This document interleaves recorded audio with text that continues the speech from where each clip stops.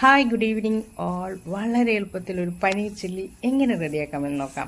ഞാനിവിടെ കുറച്ച് പനീർ എടുത്തിട്ടുണ്ട്. അതിലേക്ക് കുറച്ച് മുളക് പൊടി, ഉപ്പ് ചേർത്ത് 1.5 മണിക്കൂർ റെസ്റ്റ് ചെയ്യാൻ നമുക്ക് മാറ്റിവെക്കാം. പിന്നീട് ഒരു കടായിൽ 2 ടേബിൾ സ്പൂൺ ഓയിൽ ചേർത്ത് കൊടുത്ത് നമുക്കത് ലോ ഫ്ലെയിമിൽ ഒന്ന് ഫ്രൈ ചെയ്ത് മാറ്റിവെക്കാം. പിന്നീട് അതേ കടായിൽ 2 ടേബിൾ സ്പൂൺ ഓയിൽ ചേർത്ത് ഇഞ്ചി വെളുത്തുള്ളി ചേർത്ത് പച്ചമണം മാറുന്നത് വരെ വഴറ്റുക. അതിലേക്ക് 2 പച്ചമുളക് ചെറുതായി എരിഞ്ഞത്, ഒരു സവാള, ഗ്രീൻ ആൻഡ് റെഡ് കപ്സിക്കം, ഒരു തക്കാളി എന്നിവ ക്യൂബായി കട്ട് ചെയ്ത് ഇതിലേക്ക് ചേർക്കുക. ഒന്ന് വഴറ്റി കൊടുക്കുക. ഒരു table spoon red chilli sauce, tomato sauce, 1 teaspoon soya sauce എന്നിവ ചേർത്തൊന്ന് വഴറ്റുക. 2 ടീസ്പൂൺ കോൺഫ്ലോർ കുറച്ച് വെള്ളം ഒഴിച്ച് കലക്കി ഇതിലേക്ക് ഒഴിച്ചു കൊടുക്കാം. എന്നിട്ടൊന്ന് വഴറ്റുക.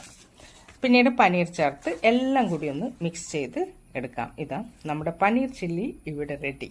ഇഷ്ടപ്പെട്ടാൽ നിങ്ങളും ട്രൈ ചെയ്യൂ. Thank you. ബൈ.